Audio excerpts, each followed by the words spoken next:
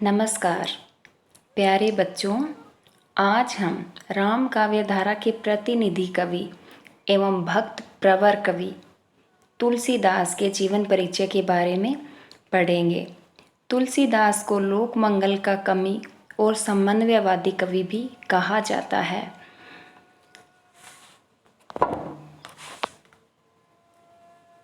हिंदी साहित्य के भक्ति काल में दो प्रकार की काव्य धाराएं प्रचलन में थी, सगुण काव्य धारा और निर्गुण काव्य धारा। निर्गुण काव्य धारा के आगे दो उपविभाग होते हैं, वैसे ही सगुण काव्य धारा के भी दो उपविभाग आगे होते हैं। उसमें एक कृष्ण काव्य धारा और दूसरी राम काव्य धारा। उसी राम काव्य धारा के प्रतिनिधि कवि माने जाते हैं गोस्वामी तुलसीदास। गोस्वामी तुलसीदास का भारतीय संस्कृति में अमूल्य योगदान है। इनकी काव्य रचना रामचरितमानस संपूर्ण हिंदी साहित्य का गौरव ग्रंथ मानी जाती है और इसी रचना के आधार पर आचार्य रामचंद्र शुक्ल ने गोस्वामी तुलसीदास को हिंदी साहित्य का सर्वश्रेष्ठ कवि घोषित किया है। आचार्य हजारी प्रसाद द्विवेदी ने उन्हें लोकमंगल और समन्वयवादी कवि कहा है। प्यारे विद्यार्थियों, इससे पहले कि हमारी वीडियो में हम हमारी पहली 3 इकाइयाँ पृथ्वीराज रासो, कबीर दास और सूरदास से संबंधित सभी प्रश्न कर चुके हैं। उन सभी प्रश्नों के अंदर अगर आपको कोई आपत्ति है तो आप मुझसे पूछ सकते हैं। आज हम हमारी चौथी यूनिट गोस्वामी तुलसीदास शुरू कर रहे हैं। तो गोस्वामी तुलसीदास से जुड़ी रचनाओं, उनकी लिखित रचनाओं, प्रसंगों इत्यादि का अध्ययन करने से पहले हमें इनके जीवन परिचय को जानना अत्यंत आवश्यक है। तो आज की हमारी वीडियो में हम गोस्वामी तुलसीदास का जीवन परिचय पढ़ेंगे।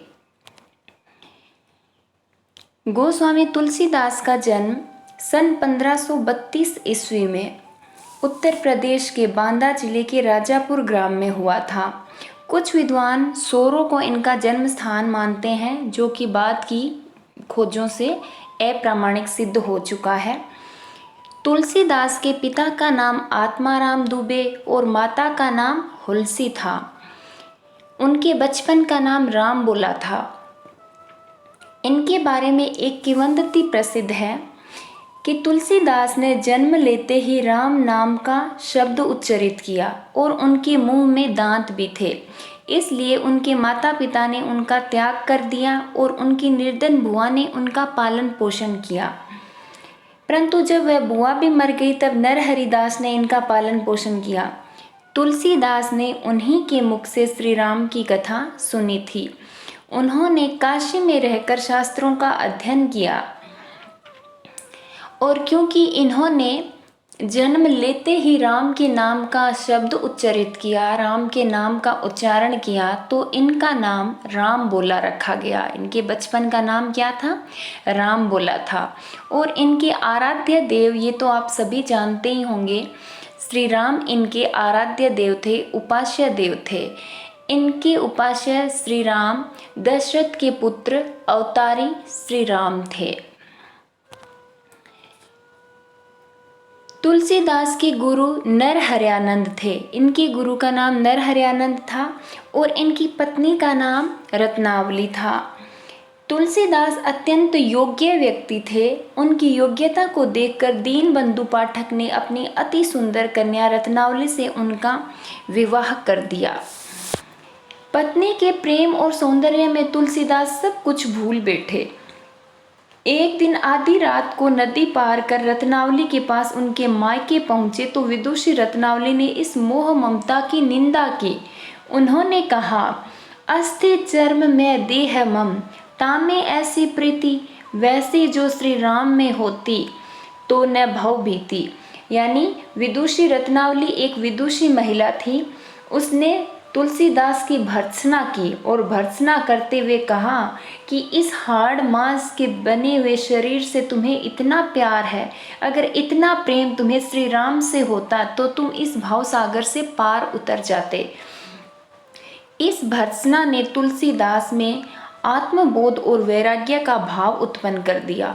उनकी ज्ञान की आंखें खुल गई। उनके हृदय में राम की पावन मूर्ति विराजमान हो गई।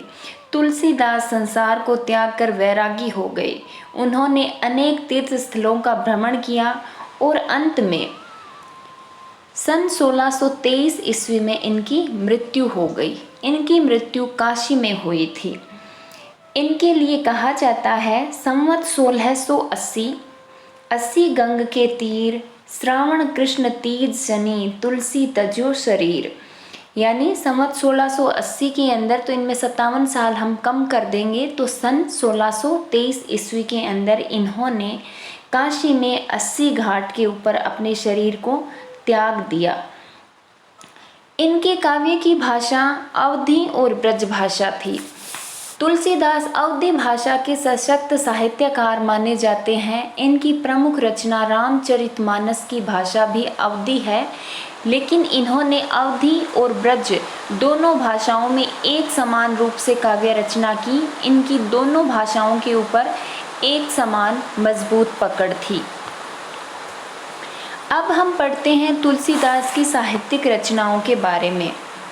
गोस्वामी तुलसीदास ने छोटी बड़ी 12 रचनाओं की रचना की। इनकी 12 काव्य रचनाएं प्रामाणिक मानी जाती है, जिनमें सबसे प्रमुख है रामचरितमानस।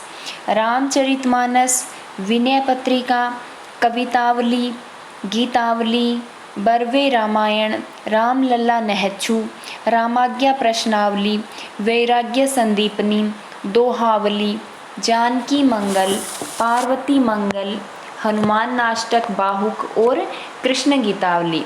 इनमें इनकी 12 रचनाएं हैं जो कि प्रामाणिक रचनाएं मानी जाती है। इन 12 रचनाओं में भी इनकी जो हनुमान बाहुक रचना है वह इनकी स्वतंत्र रचना नहीं है। इसका इन्होंने अपनी काव्य रचना कवितावली के नेपथ्य भाग में इसका वर्णन किया है। उसके पश्चात हम पढ़ते हैं तुलसीदास के संदर्भ में विद्वानों के चर्चित कथन। यानी तुलसीदास, हमारे प्रश्न आ सकता है इनके जन्म से, इनकी मृत्यु, इनकी रचनाओं की भाषा से। इन्होंने 12 रचनाएं की थी।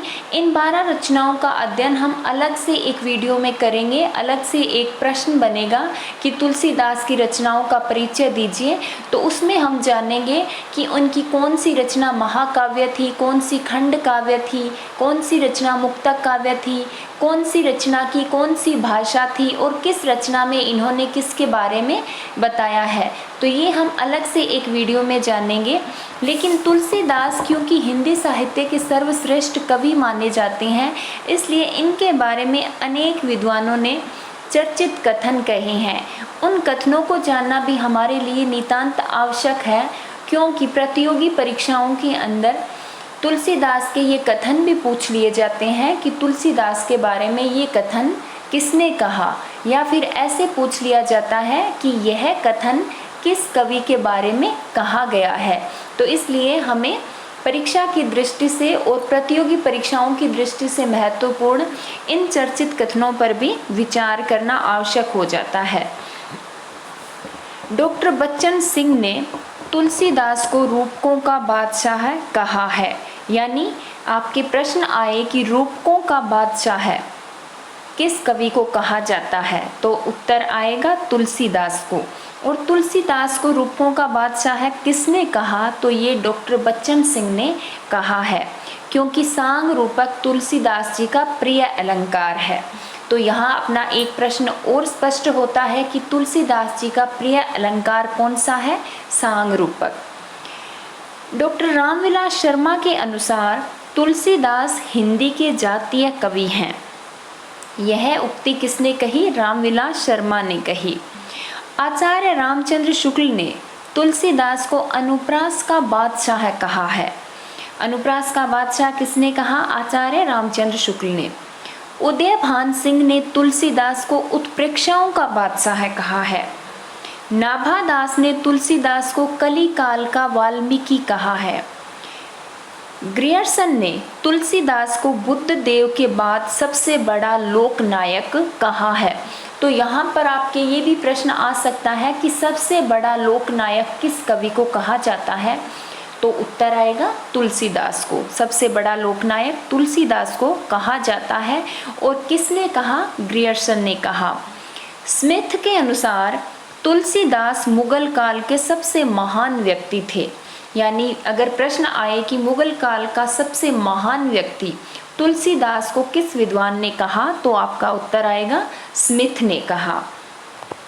उसके पश्चात आचार्य हजारी प्रसाद द्विवेदी ने कहा, ये उनकी उक्ति है रामचंद्र शुक्ल तुलसीदास के बारे में। आचार्य हजारी प्रसाद द्विवेदी की उक्ति है, लोकनायक वही होता है जो समन्वय कर सके, जो समन्वय का अपार धैर्य लेकर आया हो।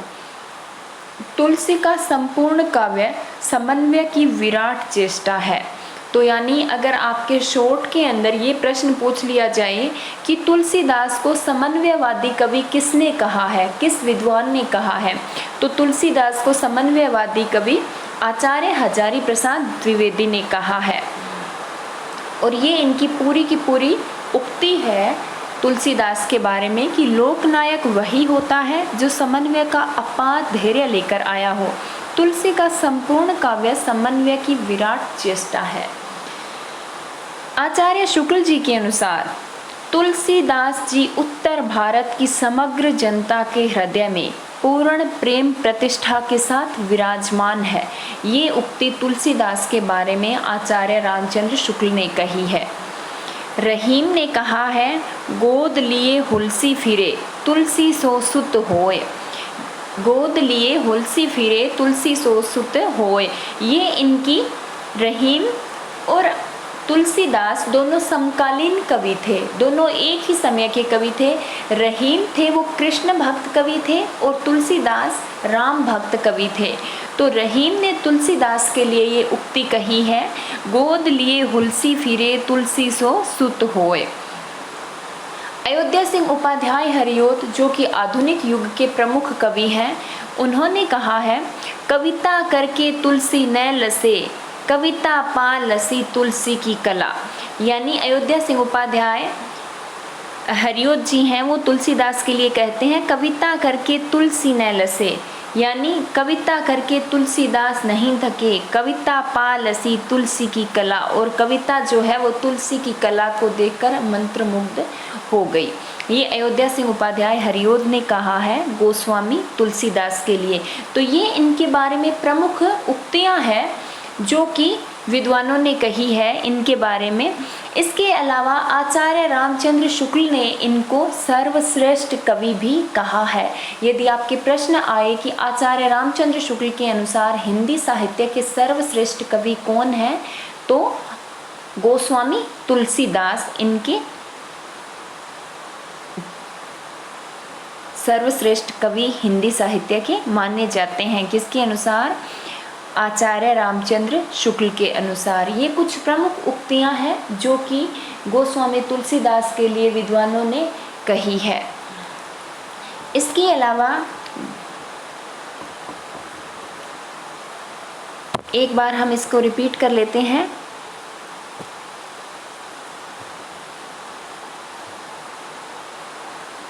तुलसीदास का जन्म सन 1532 में उत्तर प्रदेश के बांदा जिले के राजापुर ग्राम में। इनके पिता का नाम आत्माराम दुबे, माता का नाम हुलसी। और क्योंकि इन्होंने जन्म लेते ही राम के नाम का उच्चारण किया तो राम बोला, इनके बचपन का नाम था। इनके आराध्य और उपास्य देव श्री राम थे। इनके गुरु का नाम नरहरयानंद, पत्नी का नाम रत्नावली। इनकी मृत्यु 1623 ईस्वी में काशी में हुई थी और इन्होंने अपनी रचनाएं अवधी और ब्रज भाषा में लिखी थी। संस्कृत के ये प्रकांड पंडित थे तुलसीदास। इनका संस्कृत भाषा पर अद्वितीय अधिकार था क्योंकि इन्होंने जो भी शास्त्रों का अध्ययन किया, वेदों का अध्ययन किया, उपनिषदों का सभी का इन्होंने अध्ययन किया था। तो हमारे वेद, उपनिषद इत्यादि संस्कृत भाषा में लिखे गए हैं। तो इनका संस्कृत के ऊपर अद्वितीय अधिकार था। संस्कृत के प्रकांड पंडित थे, लेकिन फिर भी इन्होंने अपनी रचनाएं उस समय प्रचलन में जो भाषाएं थी अवधी और ब्रज, उन दोनों भाषाओं के अंदर इन्होंने अपनी काव्य रचना एक समान रूप से की है। इनकी प्रमुख साहित्यिक रचनाएं रामचरितमानस, विनय पत्रिका, कवितावली, गीतावली इत्यादि हैं।